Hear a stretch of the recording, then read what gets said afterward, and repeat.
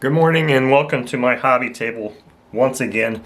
On the table today I've got this seemingly beautiful Super Tigre G90 engine that I had traded for just recently and just did a run with it yesterday, and all intents and purposes this looks like a very nice very new engine. And if I do this, it kind of seems like it's got reasonable compression, but when I put it on the stand, it just does not seem like it has nearly the same compression as the equivalently, or at least seemingly equivalently used, I won't say used, my G75 was a new in-box engine, but you know, the history I know of this engine, this was not far from that.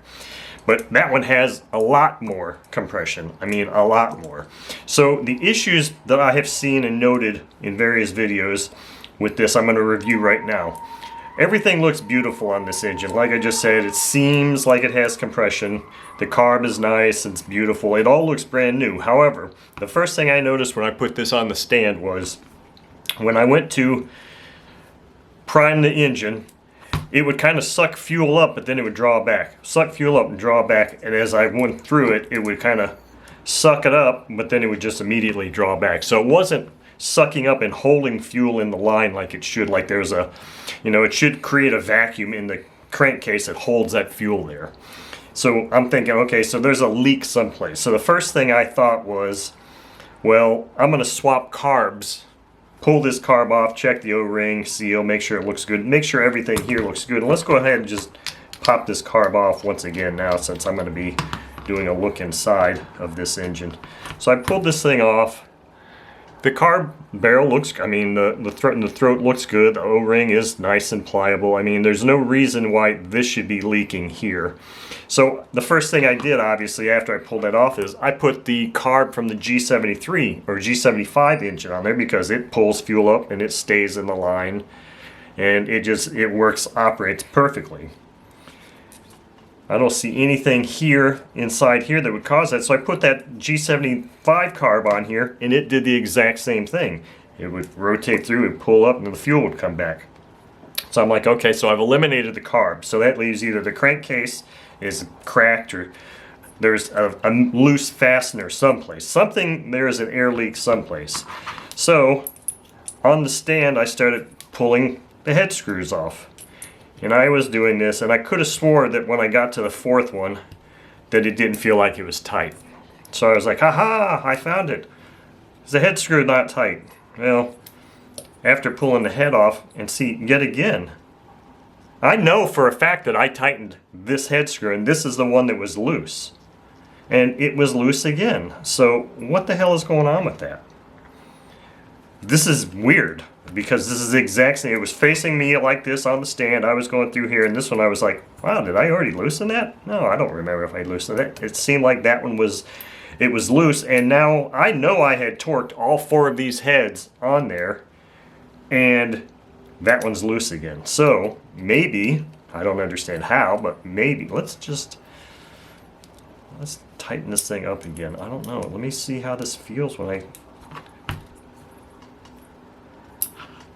Is it going on unevenly? So I'm just starting the diagnosis here now, because something just doesn't seem right. It shouldn't be... I did not expect to see or feel that. I'm just going to loosely tighten these all down like I would normally do, crisscross pattern. And then of course I'm not going to have it on the stand to run it, but see, it tightens fine. That's exactly how it felt. Tightened fine. Now, I don't have a fuel tank in here with me. I was thinking about bringing one up, but I don't have a fuel tank in here with me to...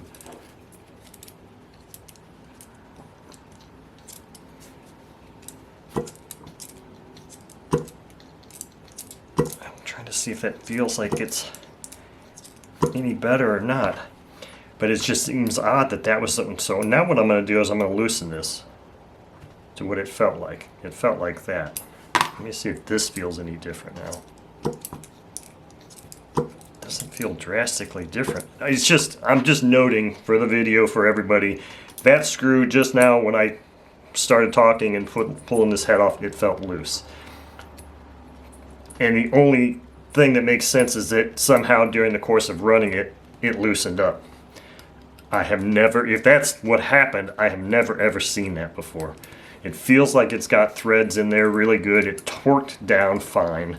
But right now I'm seeing a strange commonality, but it didn't seem to impact how that felt though either. So, but I mean, once I take this head off, you'll see how, let's just look at the bottom of the head. I mean, look how beautiful this, I mean, this is got to be a brand new engine.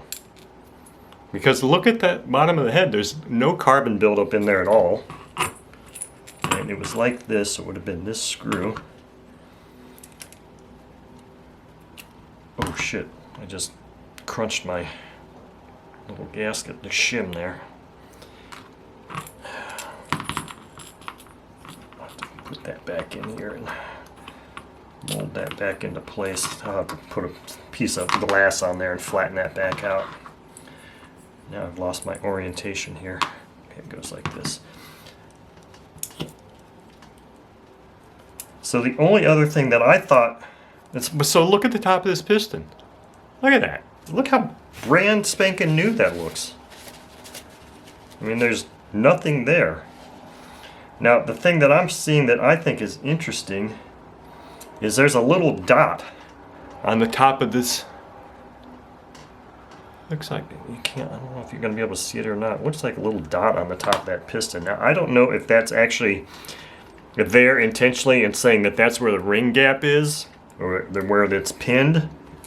But the other thing I'm seeing is that this sleeve, maybe you can see it, sleeve has a notch here, like it's an orientation notch. And what I'm getting at is, in my last video, the only thing I'm thinking that could have been the problem is that it's, the sleeve isn't wrong, but these two things, if that is where the piston ring gap is, and since this has what appears to be not appears to be, it has a channel in here which probably indicates that it is an orientation channel, and the exhaust ports look normal, look like they're the exhaust ports. I don't think I'm going to be able to, I was hoping I could just pull that sleeve out. But it looks like it's going to take a little bit more effort than that. Yeah, and that piston, that little mark on the piston does correlate directly with being not on a port. So it's right on the wall. So, I mean, everything to me looks like this is just fine. So I really have no explanation for, I'm not sure how tough it is to get these Super Tiger sleeves out. Obviously I would have to heat it, put a prop on here, heat it, and use this bamboo stick and heat this thing up and really crank on it and see if I can get that sleeve to come up. Let's just go ahead and take this rear cover off. I mean, this engine is just baffling to me right now. This just makes no sense whatsoever. I just found the same screw on the head that was loose that I found the other day for no real reason. And then the piston, what looks like the piston orientation ring gap, looks perfect. So, I don't know. I mean, the engine did start and run. I can't really say that it ran super great. It certainly has a strange issue at transition. And I've had, you know, other engines, and see, this is even O-ring sealed. See, this rear cover is O-ring sealed. So that should make it so that this makes a perfect seal, and you have a perfect sealed cavity anyway. Look, there's not even any swirl marks on there. Normally, or in many cases, I won't say normally, in many cases you'll at least see some swirl marks from the crank, or the connecting rod. But I mean, look inside this thing. Look how beautiful that is. This just, I don't get it. This looks like a brand new engine that just doesn't suck and hold fuel in the line when you try to prime it. It runs, it starts, it runs, but I'll be damned if it seems to run right. I don't really know what I'm supposed to do with this at this point, other than I don't think there's anything to be gained from taking this sleeve out right now, because I am absolutely convinced that this is not just some random dot. And I really don't know if you can see that on this or not. I just don't believe that that is a random dot. That is a mark that indicates where the pin is on the piston, where the ring gap goes. Because it also perfectly aligns with a solid wall. I mean, it just makes no sense at all. The sleeve is keyed. It's got a keyway. I mean, I don't know if I actually want to go down there and get my heat gun and all that and pull that sleeve out. I just don't see that it's necessary. I mean, this thing is just brand spanking new. The counterweight has numbers etched on it, 3682. Have no idea what that means, but I mean, this engine just looks perfect. I mean, beautiful, perfect. So I don't get it. Maybe the next step is just to put it all back together, put it on the stand again, and give it another shot. I don't want to really disassemble any more of this than necessary, because I just don't see the need right now. It just looks fine. I don't understand what's going on with that. So if anybody else has experienced any strange things like this, I've never really, and to be honest with you, this is the first time I've ever actually disassembled, or at least I've never completely disassembled a Super Tiger engine. So, and hell, for that matter, I'm not even sure if I've ever had one of these square-headed ones that I've ever done a look inside of, because I don't recall ever seeing a cut keyway or a alignment keyway, or I'm not sure what the proper term for that is, in the sleeve like that would, you know, keep its orientation. Nor have I ever seen on a piston that I'm aware of a dot, a machined little hole or dot there that actually shows the ring gap. I've seen on OS pistons where they'll have an arrow that just denotes that the piston or the exhaust goes this way, so that you know the orientation of the piston. But I've never seen a keyway channel on a sleeve and that. So I mean, those right there, those two things tell me that I don't need to disassemble this engine, and I don't believe the ring cannot be broken. I mean, the only other explanation for it not drawing fuel is that the ring would be broken, and that there would basically essentially be two gaps, the gap there and then the gap where the brake is. But how could the ring have ever been broken? How could it possibly be broken when it's properly oriented? The only way this ring can be broken is if somebody took it apart, broke it, and somehow managed to get it back together and it still seemed to have compression of some sort, or it was the piston was not, or the ring was not oriented properly and it hung up on a port. But that does not seem to be the case. I mean, this just looks, like it would look if I just pulled it out of the box straight from the manufacturer. That's what this looks like to me. So I just put 3 drops of 3-in-1 oil in here. I'm just going to put this head back on and see if I can flatten this shim out so that it wants to go back in this head. It's not going to work. I don't think that's going to be a big deal. That sleeve will flatten it out. So I don't know what to say about this engine. The next thing I obviously can do is just go put it back on the stand sometime. I don't know when. I've got so many other things going on. Got another engine that's supposed to go in the spot that this just vacated.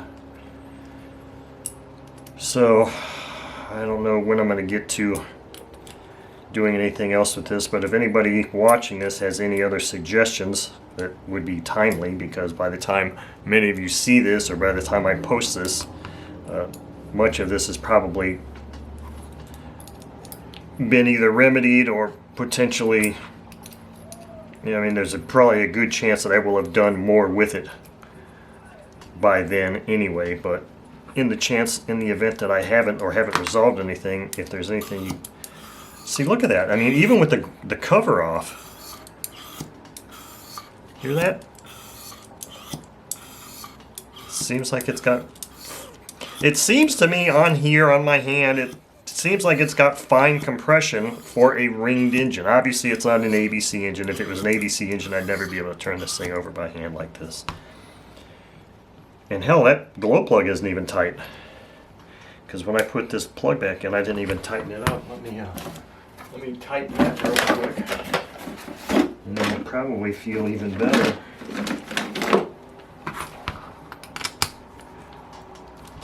Okay. I don't know what to say. A bit of oil on here.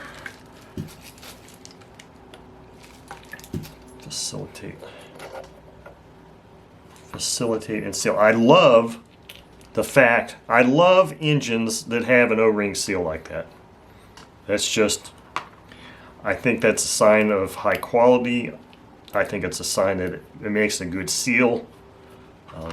It's a lot better than, in my opinion, than a paper gasket, but then it also means, because a lot of times paper gaskets on some of these engines are required because that gasket sets the gap between the inner surface of the cover, rear cover, and the connecting, the crankcase crank pin, or the crankshaft crank pin contacting it. So in many cases, that little bitty gasket makes all the difference in the world between whether your crank pin binds up against the back cover. I don't know, seems fine to me. I just don't understand it. The only other thing that was different between the G75 and this engine was that I was running this one with this header and muffler, but that has nothing, as far as I know, nothing to do with drawing fuel into the engine. That's all an intake issue. That's not an exhaust issue in any way, shape, or form. So anyway, this has been a look inside, a troubleshooting look inside, where I found nothing wrong at all. Everything seems all well and good. The only other thing I think I'm going to do right now, I'm going to pop this carb off again, is I'm going to go through my carb setup procedure. For those that haven't seen it, it's been many years since I've done that. So what that is I'll actually preset the low speed, if it needs it, and the high speed, and the throttle stop gap, or the throttle. So right now I've got, it looks like there's probably about 1.5 millimeters gap. I know you can't see it here. With this closed, with the throttle stop screw set the way it is. I'm going to close this high speed needle. Wow, that was really not open very far. And I've got a mark on here, so I'm going to open it 2 full turns. 1, 2. Put a fuel hose on here. Alright, first thing I want to do is I'm going to close it completely. Close it completely, open the throttle, and blow through here, and I should hear no airflow whatsoever. Yep, I can't get any airflow. So that tells me that the seal between the high-speed needle and this inlet here is perfect. It can be fully closed, because I had that issue on several, or at least on a Craft 61 carburetor, where the needle was, the tip of the needle was deformed or bent or broken, and you couldn't thread it in all the way to completely close off airflow, so you can never ever lean the engine enough, and it just sucked. It just wouldn't work. So now I'm going to open 2 full turns. 1, 2. Now listen. Still throttle open. So that's, I'm pretending I'm blowing air through there. It's pretending that that air is actually fuel. So I've got fuel flow through there. So now I'm going to close the throttle to the throttle stop position, and I should barely hear some air flowing through here, but I don't know if you're going to be able to hear it.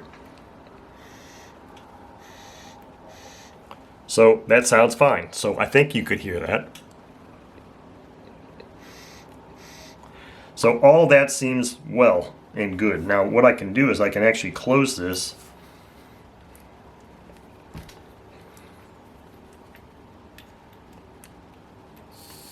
Oops, I want to do it this way.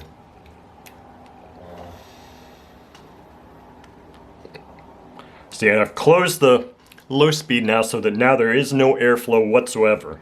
So now I'm going to put this back in my mouth, blow through it, and open that low speed until I start to hear airflow again.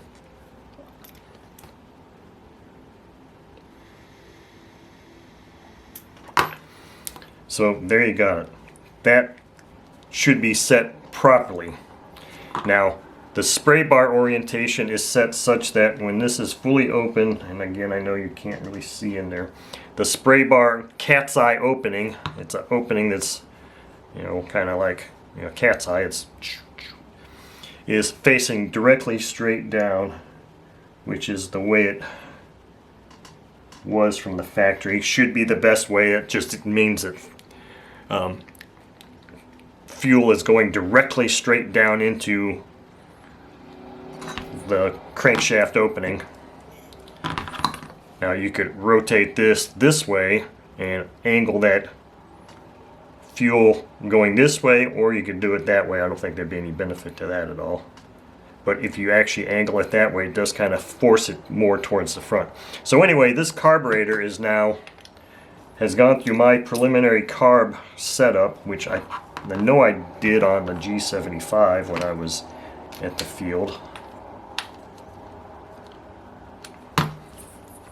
Now is when I really wish I had that